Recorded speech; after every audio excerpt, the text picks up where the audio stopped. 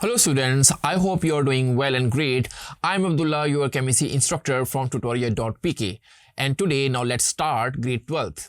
देखिए students grade 12th को हम स्टार्ट लेते हैं और इसमें सबसे पहले हम बात करेंगे S and P block elements की, जो कि आपका पहला चैप्टर है। डियर स्टूडेंट्स, इस चैप्टर को एक्चुअली दो पार्ट्स में कन्वर्ट किया गया है, एस ब्लॉक में और पी ब्लॉक एलिमेंट्स में। सो सबसे पहले हम एस ब्लॉक की एक रिव्यू लेते हैं कि एस ब्लॉक एलिमेंट्स क्या होते हैं, उनकी क्या क्या प्रॉपर्टीज हैं। Now let's take a quick review of s block elements. Dear students, इस सेक्शन के इंट्रोडक्शन में हम पीरियड 3 को डिस्कस करेंगे, जिसमें सोडियम से लेकर आर्गॉन तक की जो एलिमेंट्स हैं उनको स्टडी किया जाएगा।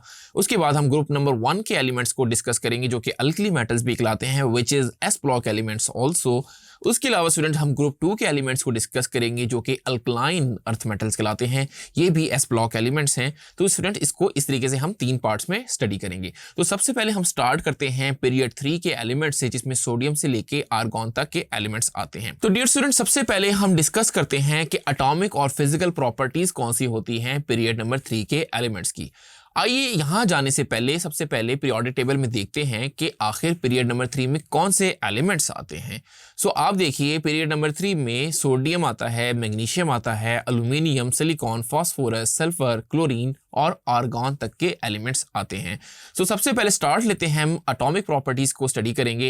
एटॉमिक प्रॉपर्टी में सबसे पहले हम ट्रेंड इन एटॉमिक रेडियस को देखेंगे कि एटॉमिक रेडियस में क्या ट्रेंड है पीरियड नंबर 3 के एलिमेंट्स में।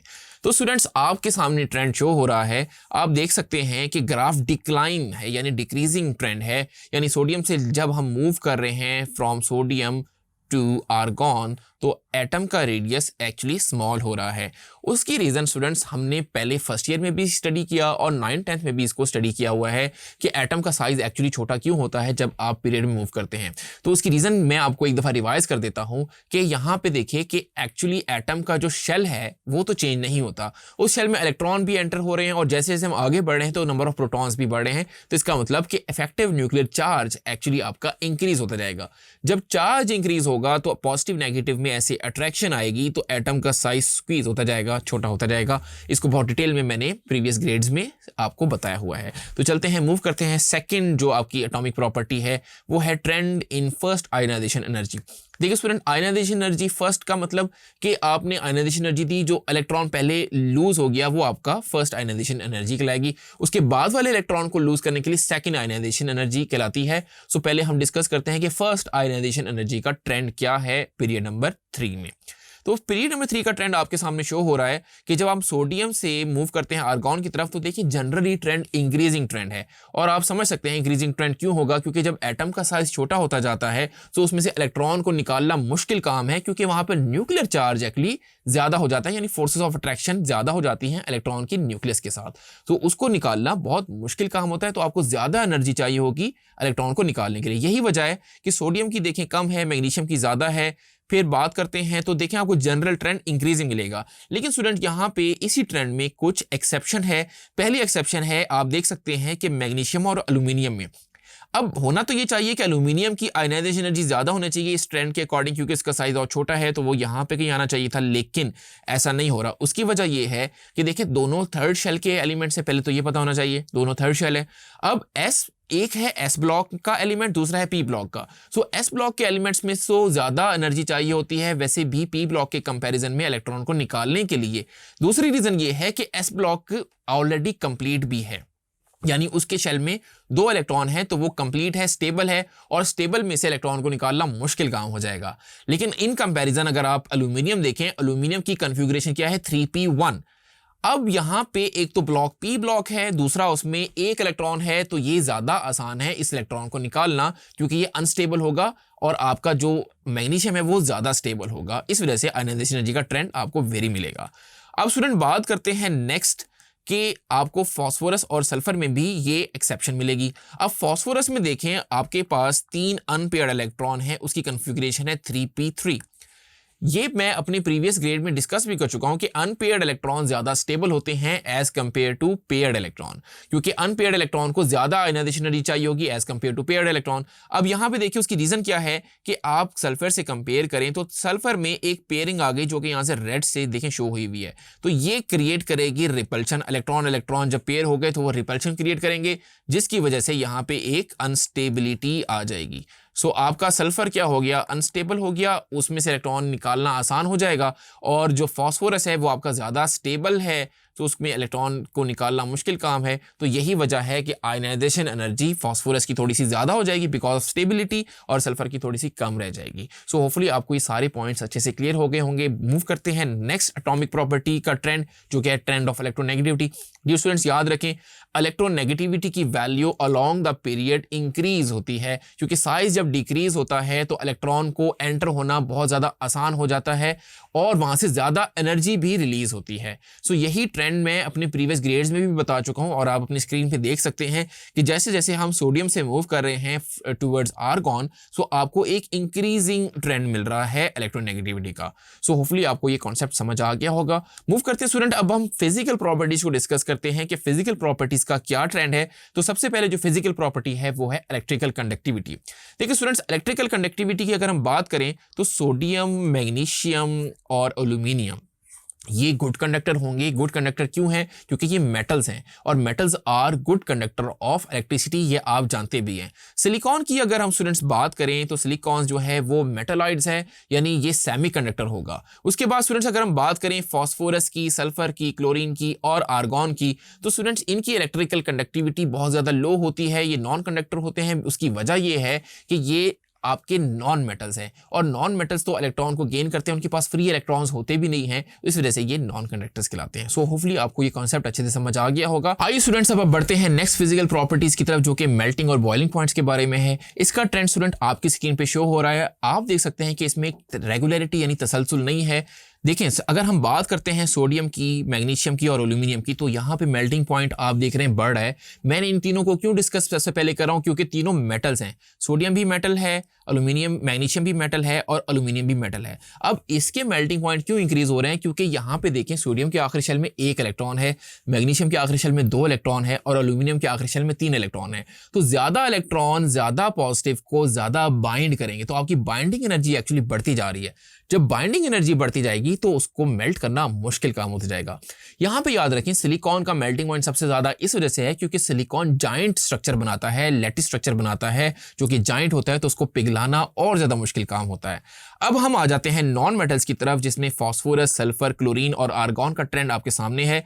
तो इस ट्रेंड के अकॉर्डिंग अगर मैं देखते हैं तो सल्फर का आपको मेल्टिंग पॉइंट सबसे ज्यादा मिलेगा, फिर फास्फोरस का मिलेगा, फिर आपको क्लोरीन का मिलेगा और फिर आर्गॉन का मिलेगा। लेकिन स्टूडेंट अगर सबसे पहले हम इसको मेटल से कंपेयर करें तो मेटल्स के मुकाबले में नॉन मेटल्स का जो मेल्टिंग पॉइंट है वो कम है, क्योंकि इसमें बाइंडिंग एनर्जी उस तरीके से नहीं होती। यहाँ पे वीक इंटरमॉलिक्यूलर फोर्सेस होती है। एक तो वजह ये आपने ध्यान में रखनी है। सेकंड रीजन ये कि आखिर आपस में इनका जो ट्रेंड है वो ऐसे क्यों आया कि सल्फर का मेल्टिंग पॉइंट ज्यादा क्यों हुआ? तो स्टूडेंट इसकी रीजन ये है कि ये मेल्टिंग पॉइंट डिपेंड करेगा साइज पर। जिस एटम का साइज ज्यादा होगा, क्योंकि ये मॉलिक्यूल की फॉर्म में रहेंगे, तो जिस मॉलिक्यूल का ज्यादा होगा उसका मेल्टिंग पॉइंट सबसे ज्यादा होगा। क्योंकि सल्फर जो है मॉलिक्यूल फॉर्म में S8 की कंडीशन में रहता है, फास्फोरस P4 की कंडीशन में रहता है, तो आप देखेंगे सल्फर का साइज सबसे ज्यादा होगा, फास्फोरस का साइज थोड़ा सा कम होगा। क्लोरीन आप जानते हैं Cl2 की फॉर्म में रहेगा, तो मेल्टिंग पॉइंट थोड़ा सा कम हो जाएगा। और आर्गॉन तो आर्गॉन ही होता है, तो इसको पिघलाना सबसे ज्यादा आसान काम है। सो होपफुली स्टूडेंट्स आपको मेल्टिंग पॉइंट का स्ट्रक्चर सारा समझ आ गया होगा। चलते हैं अब हम केमिकल रिएक्शन की बात करते हैं पीरियड 3 के एलिमेंट्स की। सबसे पहले हम वाटर के साथ इसका रिएक्शन देखते हैं। तो वाटर के रिएक्शन आपकी स्क्रीन पे शो हो रहे हैं। सोडियम का रिएक्शन बहुत विगरस है और ये सोडियम हाइड्रोक्साइड और हाइड्रोजन गैस प्रोड्यूस करता है। इसके अलावा स्टूडेंट्स अगर हम बात करें मैग्नीशियम की, तो वो कोल्ड वाटर के साथ मैग्नीशियम हाइड्रोक्साइड और हाइड्रोजन प्रोड्यूस करेगा। अगर हम बात करें स्टीम की, तो उसके साथ ये विगरसली रिएक्ट करता है और मैग्नीशियम ऑक्साइड और हाइड्रोजन बनाता है। एल्यूमिनियम जो है वाटर के साथ बहुत स्लो रिएक्शन देके एल्यूमिनियम ऑक्साइड बनाता है और हाइड्रोजन गैस प्रोड्यूस करता है, जबकि सिलिकॉन फॉस्फोरस, सल्फर और आर्गॉन ये वाटर के साथ रिएक्शन नहीं देते। क्लोरीन भी वाटर के साथ रिएक्ट करके हाइपोक्लोरस एसिड देता है और हाइड्रोक्लोरिक एसिड देता है। सो ये रिएक्शंस आपने याद कर लेने हैं। उसके अलावा स्टूडेंट्स अगर हम बात करें रिएक्शन ऑक्सीजन के साथ, सो ऑक्सीजन सोडियम रिएक्ट करता है ऑक्सीजन के साथ, बर्निंग करके सोडियम ऑक्साइड देता है और येलो फ्लेम देता है। इसी तरह बाकी रिएक्शन आपकी स्क्रीन पे शो हो रहे हैं, इसको आपने अच्छे से तैयार कर लेना है। अब हम फिजिकल प्रॉपर्टीज देखते हैं ऑक्साइड्स की। यही जो ऑक्सीजन के साथ रिएक्शन हुआ किसी भी मेटल का और वो कन्वर्ट हो गए ऑक्साइड्स में, तो उसकी अब हम फिजिकल प्रॉपर्टीज को स्टडी करते हैं। सो स्टूडेंट्स आपने याद रखना है कि सोडियम ऑक्साइड और मैग्नीशियम ऑक्साइड ये क्योंकि मेटल के ऑक्साइड हैं तो ये बेसिक इन नेचर होते हैं। एल्यूमिनियम ऑक्साइड जो है वो आपका एम्फोटेरिक ऑक्साइड होता है, जबकि ये सारे नॉन मेटल के ऑक्साइड हैं जो कि एसिडिक इन नेचर होते हैं। अब हम बात करते हैं इनके स्ट्रक्चर की। तो सोडियम ऑक्साइड, मैग्नीशियम ऑक्साइड, इनका स्ट्रक्चर क्योंकि ये मेटल है तो इनका स्ट्रक्चर मेटालिक होगा। इसके अलावा स्टूडेंट्स अगर हम सिलिकॉन डाइऑक्साइड के स्ट्रक्चर को देखें तो जाइंट स्ट्रक्चर है जो कि हमने पहले भी जिक्र किया। और फिर हम नॉन मेटल के ऑक्साइड का स्ट्रक्चर देखें तो वो क्योंकि नॉन मेटल है तो वो कोवलेंट मॉलिक्यूल्स की फॉर्म में पाए जाते हैं। फिर स्टूडेंट अब हम मेल्टिंग एंड बॉइलिंग पॉइंट्स की बात करें तो इसका वही ट्रेंड है जो कि हमने बात की। मतलब अगर सोडियम ऑक्साइड की बात करें, मैग्नीशियम ऑक्साइड की बात करें तो इनका मेल्टिंग पॉइंट का ट्रेंड जो हमने ऑलरेडी पढ़ा है सेम वही ट्रेंड है। फिर अगर हम इलेक्ट्रिकल कंडक्टिविटी की बात करें तो यहाँ पे आपने ध्यान में रखना है सारे के सारे ऑक्साइड अगर सॉलिड फॉर्म में हैं क्योंकि उनके पास फ्री इलेक्ट्रॉन्स तो है नहीं तो वो नॉन कंडक्टर ऑफ इलेक्ट्रिसिटी होंगे। लेकिन अगर हम इसको पिघला लें, इसको मेल्ट कर लें तो ये आइंस में कन्वर्ट हो जाएंगे और ये आइंस फिर इलेक्ट्रिकल कंडक्टिविटी करेंगे। सो होपफुली आपको ये ट्रेंड अच्छे से समझ आ गए होंगे। बढ़ते हैं अब हम एसिड बेस बिहेवियर पढ़ते हैं ऑक्साइड्स का। सबसे पहले हम trend in acid base behaviour को देखते हैं। सो यानी स्टूडेंट यहाँ पे जो अभी मैंने आपको बात बताई कि मेटल के ऑक्साइड्स बेसिक इन नेचर होते हैं, ये आपने ज़हन में रखना है। एल्यूमिनियम का जो ऑक्साइड है वो एम्फोटेरिक होता है। एम्फोटेरिक का मतलब कि वो एज ए एसिड भी रिएक्ट करेगा और एज ए बेस भी काम करेगा। लेकिन स्टूडेंट अगर हम नॉन मेटल के ऑक्साइड्स की बात करें जिसमें सिलिकॉन, फास्फोरस, सल्फर और क्लोरीन है तो ये एसिडिक इन नेचर होते हैं। सो अब हम बात करेंगे कि इन्हीं ऑक्साइड्स के रिएक्शन को सबसे पहले हम वाटर के साथ, एसिड के साथ और बेसिस का रिएक्ट करवा के देखते हैं। सो ऑक्साइड्स हमारे पास बेसिक जैसे मेटल के ऑक्साइड हैं, फॉर एग्जांपल सोडियम ऑक्साइड। अगर सोडियम ऑक्साइड रिएक्ट करता है वाटर के साथ, यानी जितने भी बेसिक ऑक्साइड हैं वो जब वाटर के साथ रिएक्ट करते हैं सो वो आपको अल्कलाइन सोल्यूशन देते हैं। तो यहाँ पे आपका बन जाएगा NaOH। इसको आप बैलेंस कर लें। इसके अलावा स्टूडेंट्स आप देख सकते हैं कि बेसिक जो ऑक्साइड हैं जब भी वो एसिड के साथ रिएक्ट करेंगे, यानी सोडियम ऑक्साइड जब भी रिएक्ट करेगा एसिड के साथ यानी Na2O, ये बेसिक ऑक्साइड है, इसने रिएक्ट किया एसिड के साथ HCl के साथ तो सॉल्ट और वाटर बनेगा। तो यहाँ पे आपका NaCl बन जाएगा और H2O बन जाएगा।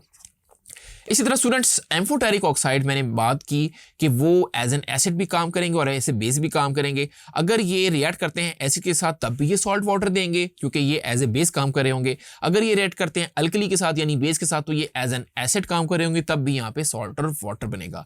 इसके अलावा स्टूडेंट जो नॉन मेटल के ऑक्साइड हैं जो कि एसिडिक इन नेचर हैं वो वाटर के साथ रिएक्ट करके एसिडिक सोल्यूशन बनाएंगे। इसी वजह से हम इसको नॉन मेटल के ऑक्साइड को एसिडिक ऑक्साइड कहते हैं।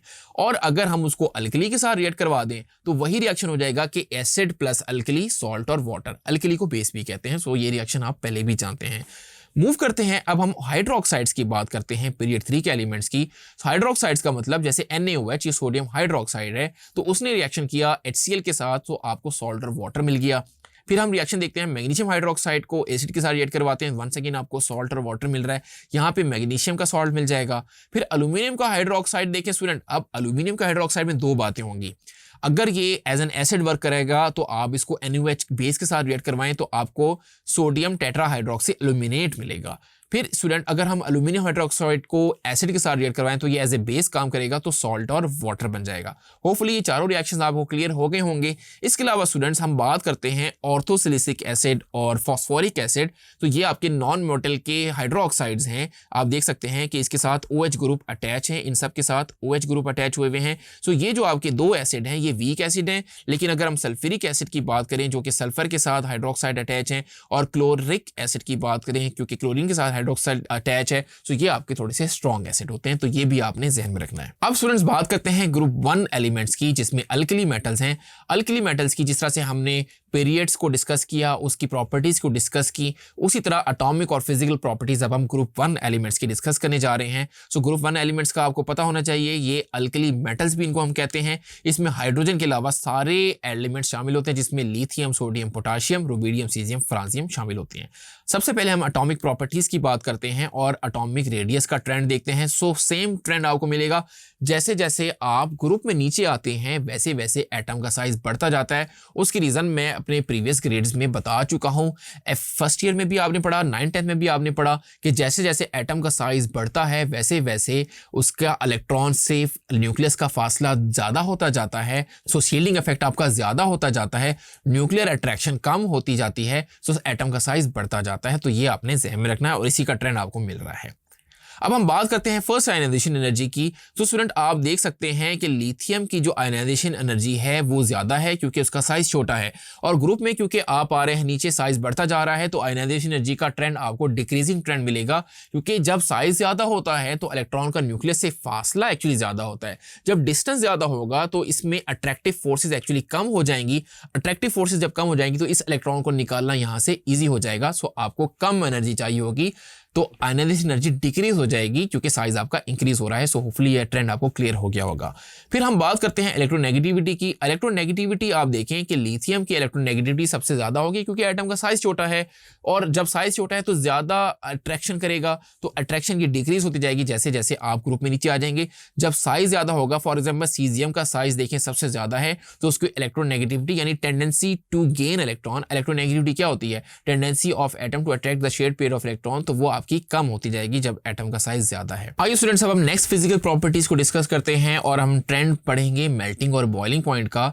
तो स्टूडेंट आप देख सकते हैं अपनी स्क्रीन पर कि मेल्टिंग और बॉइलिंग पॉइंट का ट्रेंड आपको डिक्रीजिंग ट्रेंड मिलेगा। अब ये डिक्रीजिंग ट्रेंड की वजह ये है कि इंटर एटॉमिक बॉन्ड्स वैसे तो यहाँ पे वीक होते हैं, लेकिन जब साइज बढ़ता है तो इंटर एटॉमिक बॉन्ड्स और ज्यादा वीक होते जाते हैं। यहाँ पे inter atomic bonds actually metallic bonds हैं। तो मेटालिक बॉन्ड आप सोचें, जब एटम का साइज बढ़ जाएगा तो इलेक्ट्रॉन की attraction within a metal to positive ion वो एक्चुअली क्या हो जाएगी, डिक्रीज हो जाएगी। सो आपका मेल्टिंग पॉइंट भी एक्चुअली क्या हो जाएगा, डिक्रीज होने लग जाएगा जैसे जैसे आप टॉप से बॉटम ग्रुप्स में आएंगे। यही वजह है कि लिथियम का जो आपका मेल्टिंग पॉइंट है वो और बॉइलिंग पॉइंट सबसे ज्यादा है, और सीजियम का मेल्टिंग पॉइंट और बॉइलिंग पॉइंट सबसे कम है। सो होपफुली आपको ये कॉन्सेप्ट अच्छे से समझ आ गया होगा। बढ़ते हैं स्टूडेंट नेक्स्ट फिजिकल प्रॉपर्टी जो कि है ट्रेंड इन डेंसिटी। सो आप देख सकते हैं जैसे ही हम लिथियम से सीजियम की तरफ आ रहे हैं तो एटम का साइज एक्चुअली बढ़ रहा है। जब साइज बढ़ रहा है तो वो उसकी रीजन क्या है कि मॉलिक्यूलर मैस आपका एक्चुअली बढ़ रहा है, क्योंकि एटॉमिक नंबर और एटॉमिक मैस आपका इंक्रीज हो रहा है। जब ऐसा होगा सो ऑब्वियस बात है डेंसिटी आपको इंक्रीज मिलेगी, डेंसिटी का ट्रेंड आपको इंक्रीजिंग ट्रेंड मिलेगा। सो होपफुली आपको अंडरस्टैंड हो गया होगा। अब हम अल्कली मेटल की रिएक्टिविटी देखते हैं विद वाटर। सो स्टूडेंट याद रखें कि अल्कली मेटल बहुत ज़्यादा हाईली रिएक्टिव होते हैं। फॉर एग्जाम्पल अगर हम सोडियम की बात करें तो इसका रिएक्शन वाटर के साथ बहुत विग्रस है। इसमें आपको सोडियम हाइड्रोक्साइड मिलती है, हाइड्रोजन गैस भी प्रोड्यूस होती है, और रिएक्शन बहुत ज़्यादा एक्सोथर्मिक है, इतना एक्सोथर्मिक कि ये फायर को भी कैच कर सकता है। सो होपफुली आपको अंडरस्टैंड हो गया होगा। अब हम बात करते हैं इन्हीं अल्कली मेटल्स के रिएक्शन को ऑक्सीजन के साथ। क्या रिएक्शन है, लिथियम जो है ऑक्सीजन के साथ रिएक्ट करके लिथियम ऑक्साइड बनाता है। ये नॉर्मल ऑक्साइड है, लेकिन जबकि सोडियम जब रिएक्ट करता है वो पर ऑक्साइड बनाता है जो कि लिथियम नॉर्मल ऑक्साइड से ज़्यादा रिएक्टिव हैं। फिर हम अगर बात करें किसी भी मेटल की तो वो नॉर्मली सुपर ऑक्साइड बनाते हैं इसके बाद वाले मेटल। मतलब लिथियम और सोडियम ने तो बनाया, लिथियम ने बनाया नॉर्मल ऑक्साइड, सोडियम ने बनाया पर ऑक्साइड। इसके अलावा बाकी में जो मेटल हैं जिसमें पोटाशियम, रुबीडियम, सीजियम, वो बनाते हैं सुपर ऑक्साइड जो कि सबसे ज़्यादा रिएक्टिव होते हैं। इन्हीं रिएक्टिविटी की वजह से स्टूडेंट आप ध्यान में रखें कि इन मेटल्स को हम वाटर में प्लेस नहीं करते, क्योंकि वाटर के साथ बहुत ज़्यादा रिएक्शन शो करते हैं, विगरस रिएक्शन शो करते हैं। तो इन्हीं मेटल्स को हम केरोसिन ऑयल में प्लेस करते हैं। बढ़ते हैं स्टूडेंट्स आगे और बात करते हैं reaction of oxides with water and dilute acids. ये जो ऑक्सीजन के साथ रिएक्ट करके मेटल के ऑक्साइड्स बन जाते हैं, उनका क्या रिएक्शन है वाटर के साथ और डाइल्यूट एसिड्स के साथ, इसको हम स्टडी करते हैं। डियर स्टूडेंट सबसे पहले हम सिंपल ऑक्साइड्स को देखते हैं। सिंपल ऑक्साइड्स की अगर हम रिएक्शन करें तो वाटर के साथ सिंपल ऑक्साइड रिएक्ट करते हैं और आपको मेटल के हाइड्रोक्साइड मिलते हैं। फॉर एग्जाम्पल लिथियम ऑक्साइड ने वाटर के साथ रिएक्शन दिया और लिथियम हाइड्रोक्साइड मिल गया। ये मेटल का हाइड्रोक्साइड है, क्योंकि लिथियम मेटल है तो मेटल का हाइड्रोक्साइड आपको मिलेगा। इसी तरह सोडियम ने रिएक्ट किया तो सोडियम का हाइड्रोक्साइड मिल जाएगा। तो बहुत सिंपल रिएक्शन है। फिर स्टूडेंट अगर हम बात करें सिंपल ऑक्साइड्स की कि डाइल्यूट एसिड्स के साथ उसका क्या रिएक्शन होगा, तो सिंपल ऑक्साइड डाइल्यूट एसिड के साथ रिएक्ट करके सॉल्ट और वाटर देंगे, क्योंकि आप जानते हैं कि ये बेसिक ऑक्साइड्स हैं, तो बेस एसिड के साथ मिलेगी और सॉल्ट और वाटर देगा। रिएक्शन आपकी स्क्रीन पे शो हो रहा है कि सोडियम ऑक्साइड HCl के साथ मिलकर आपको सोडियम क्लोराइड और वाटर, सॉल्ट और वाटर दे रहा है।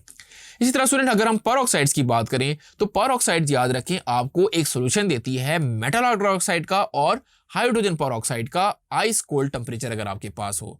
आइस कोल्ड टेम्परेचर में स्टूडेंट्स देखिए आपके पास मेटल ऑक्साइड कोई भी आपका जो पर ऑक्साइड है उसने वाटर के साथ रिएक्शन दिया। फॉर एग्जांपल आपका सोडियम पर ऑक्साइड है, उसने वाटर के साथ मिला, तो आपको एक तो मिल रहा है मेटल का हाइड्रोक्साइड जो कि सोडियम हाइड्रोक्साइड, और आपको पर ऑक्साइड मिल रहा है ये H2O2 हाइड्रोजन पर ऑक्साइड है। अब स्टूडेंट याद रखें कि यहाँ पे अगर टेम्परेचर ज्यादा होता है, मतलब ये तो रिएक्शन था कोल्ड टेम्परेचर में, टेम्परेचर अगर ज्यादा होता है तो ये जो पर ऑक्साइड है हाइड्रोजन पर ऑक्साइड, ये हाइड्रोजन और ऑक्सीजन गैस में कन्वर्ट हो जाता है। सो ये भी आपने यहाँ पे ध्यान में रखना है। बढ़ते हैं नेक्स्ट, अब बात करते हैं पर ऑक्साइड्स की और उनके रिएक्शन पढ़ते हैं डाइल्यूट एसिड्स के साथ। तो डाइल्यूट एसिड के साथ रिएक्शन करके एक सोल्यूशन बनता है जिसमें सॉल्ट होता है और हाइड्रोजन पर ऑक्साइड होता है। तो कोई भी आपका पर ऑक्साइड हो जब भी वो HCl के साथ रिएक्ट करेगा, यहाँ पे स्टूडेंट याद रखें M जो है वो एनी मेटल है। इसी तरह स्टूडेंट सोडियम पर ऑक्साइड ने एसिड के साथ रिएक्ट किया तो आपको क्या मिल गया, आपको सोडियम हाइड्रोक्साइड और हाइड्रोजन पर ऑक्साइड मिल गया। सो होपफुली आपको ये रिएक्शन अच्छे से समझ आ गया होगा। अब हम बात करते हैं स्टूडेंट फ्लेम टेस्ट की। तो फ्लेम टेस्ट एक ऐसे टेस्ट होते हैं जो कि आइडेंटिफाई करते हैं मेटल आयंस को कंपाउंड के अंदर। For example student sodium chloride है, इसमें सोडियम जो है वो आपका मेटल आयन है। सो सोडियम की को पता लगाने के लिए कि किसी भी कंपाउंड के अंदर कौन सा मेटल आयन है वो पता लगाने के लिए हम फ्लेम टेस्ट करते हैं। आइए स्टूडेंट्स देखते हैं कि फ्लेम टेस्ट एक्चुअली कैसे परफॉर्म होता है। सो स्टूडेंट फ्लेम टेस्ट करने के लिए आप प्लैटिनम की वायर लेते हैं, उसको आप कॉन्सेंट्रेटेड एसिड में डिप करते हैं, फिर आप फ्लेम के पास लेके जाते हैं।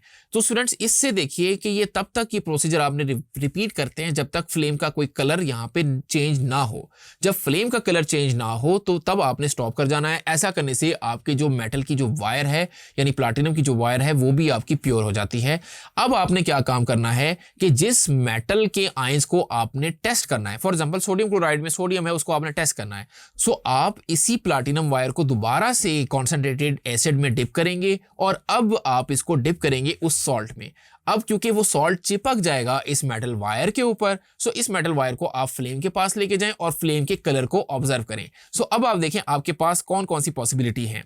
कलर्स अगर आपके पास हो रेड क्रिम्सन तो ये आपको बताएगा कि लिथियम का सॉल्ट था, गोल्डन येलो हो तो सोडियम का सॉल्ट है, वायलेट हो तो पोटाशियम, रेडिश वायलेट हो तो रुबीडियम, ब्लू कलर हो तो सीजियम, ऑरेंज रेड हो तो कैल्शियम, रेड हो तो स्ट्रोंटियम, पेल ग्रीन हो तो बेरियम, ब्लूइश ग्रीन हो तो कॉपर का सॉल्ट होगा और ग्रेइश व्हाइट हो तो लेड का सॉल्ट होगा। सो होपफुली स्टूडेंट्स आपको ये सारी समरी अच्छे से समझ आ गई होगी। अब हम नेक्स्ट चैप्टर में इसके सेकंड पार्ट को डिस्कस करेंगे जो कि P ब्लॉक एलिमेंट्स है। होपफुली आपको S ब्लॉक एलिमेंट्स का सारा कॉन्सेप्ट अच्छे से क्लियर हो गया होगा। This is Abdullah signing off from tutorial.pk। Thank you.